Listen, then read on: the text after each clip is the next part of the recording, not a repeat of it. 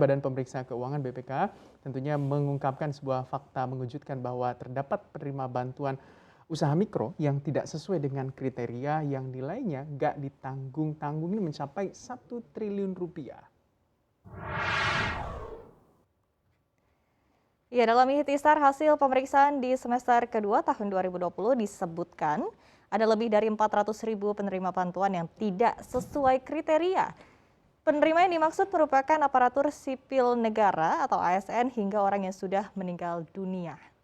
Otoritas Pemeriksa Keuangan juga mengungkap ada penyaluran dana bergulir yang dilakukan oleh lembaga mitra sebesar 84,62 miliar rupiah kepada hampir 9.500 penerima yang tidak memenuhi kriteria. Dan ada pula dana tambahan subsidi bunga atau margin kredit usaha rakyat sebesar lebih dari 132 miliar rupiah yang belum disalurkan oleh perbankan yang diberikan wewenang.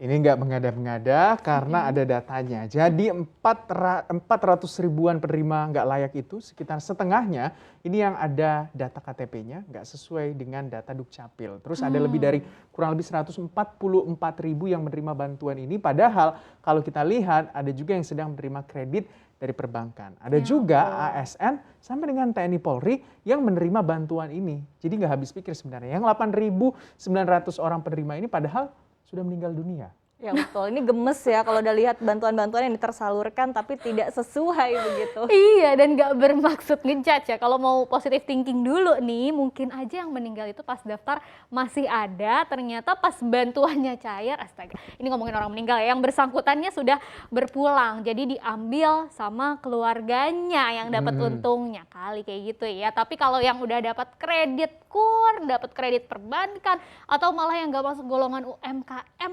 tapi bisa nerima juga ya, ini jadi kayak ketimpaan durian runtuh kali ya yang nerima. Tapi harusnya datanya bisa diperjelas, apakah ada modus atau sengaja atau gimana, itu kan harus dicari tahu pasti. Betul, dan ini juga menjadi PR ya, supaya lagi-lagi permasalahan data ini sensitif dan penting begitu ya hingga saat ini. Tapi memang tampaknya Indonesia juga perlu lebih merapihkan lagi nih data-datanya, karena kemarin juga sempat dibahaskan di DPR. Karena memang kalau ngomongin masalah uang, ini adalah isu yang sensitif, apalagi di tengah pandemi seperti ini. Begitu. Jadi kita harapkan agar bantuan ini betul-betul jatuh kepada pihak yang layak menerima. Jadi yang ngambil jatah orang ini, jadi kita harapkan bisa segera bertobat. Begitu. Jangan ya. mengambil kesempatan dalam kesempitan.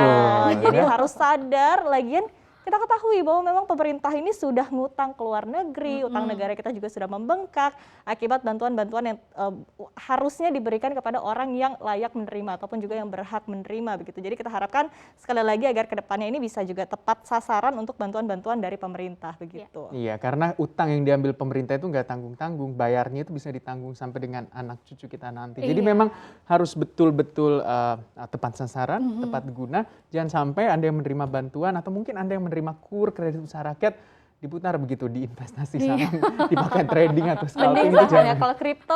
Iya, betul banget. Itu tentunya Anda juga harus berhati-hati, apalagi mungkin Kementerian Sosial juga harus memperbarui datanya yang tentunya harus diperbarui setiap bulannya, karena ada orang meninggal dunia, ada yang juga yang tentunya sudah pindah rumah dan segala macamnya.